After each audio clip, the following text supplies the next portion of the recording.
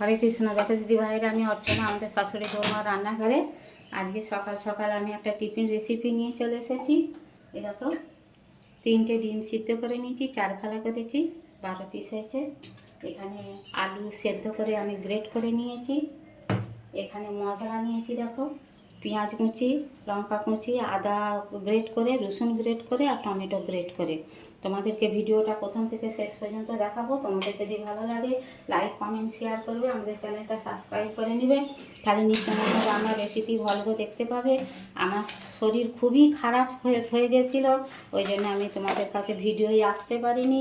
ভগবানের আশীর্বাদে, তোমাদের ভালোবাসায় আমি আজ অনেকটাই সুস্থ হয়েছি। এখনও পরিপূর্ণ সুস্থ হইনি। আমি তোমাদের কাছে একবার করে ভিডিওটা করব। আমার বৌমা করে একটু করে। আমার ভিডিওটা ভালো লাগলে এইভাবে করে খাবে।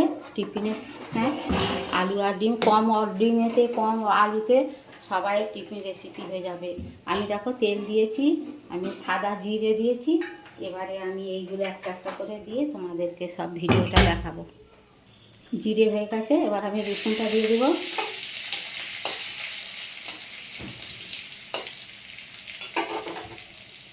তারপরে দেখো রসুনটা লাল লাল হয়ে গেছে, পেঁয়াজটা, কাঁচা লঙ্কাটা দিয়ে দেবো।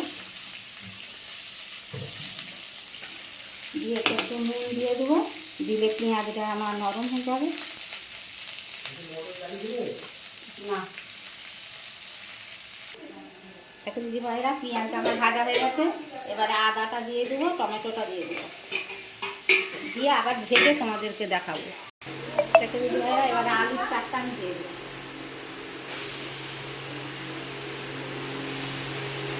দিয়ে এটা দিয়ে ভালো করে মিশিয়ে নেব। কালারের জন্য একটু হলুদ দেবো। আমি লঙ্কা কুচিয়ে দিয়েছি, তবু ঝাল ঝাল ভালো লাগবে টিফিন রেসিপি, আমি একটু ঝাল লঙ্কা দেবো। দেখো একটু চাট মশলা দেবো, একটু লাল লঙ্কা গুঁড়ো দেবো কালার হওয়ার জন্য।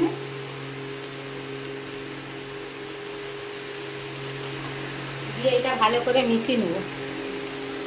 দেখো বন্ধুরা, এবার আমি দিয়ে দেবো 2 চামচের মতো সুজি, দিয়ে মিক্স করে নেবো।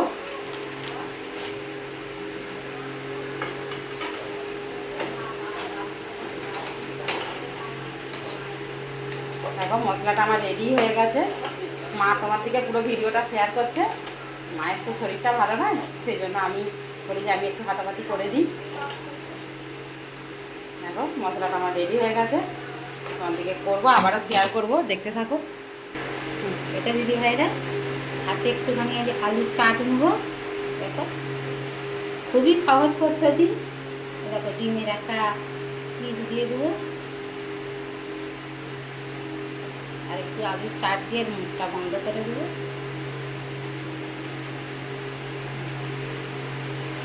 এতে বেসনের দিতে হবে না, যেহেতু সুজি দিয়েছি এমনিতেই কড়কড়ে হয়ে যাবে। আমার তেলটা গরম হয়ে গেছে, দেখো এইভাবে আমি ছেড়ে দেবো। এইভাবে আলুর চাট নিয়ে সবগুলো করে তোমাদেরকে দেখাবো। দেখো দিদি ভাইরা, এইটা একটু ছেড়ে যাচ্ছে বলে আমি বেসনেতে চাল গুঁড়োতে দেখো পাতলা করে গুঁড়িয়ে নিয়েছি। নিয়ে এবার এইটাকে দিয়ে ভাজবো, দিলে পারে আর ছাড়বে না।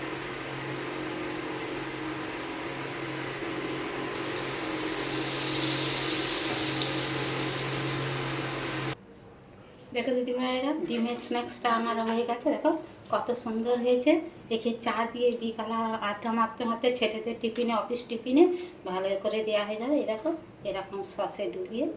দেখো, যদি আমি রেসিপিটা প্রথম থেকে শেষ পর্যন্ত দেখিয়েছি, যদি ভালো লাগে লাইক কমেন্ট শেয়ার করবে। এইভাবে বাচ্চাদের টিফিনে দিবে, বড়দের টিফিনে দিবে। আমাদের চ্যানেলটা সাবস্ক্রাইব করে নেবে। তোমরা সবাই অনেক অনেক ভালো থাকো, সুস্থ থাকো। আমাদের ভিডিওটা সাবস্ক্রাইব করো। হরে কৃষ্ণ, রাধে রাধে।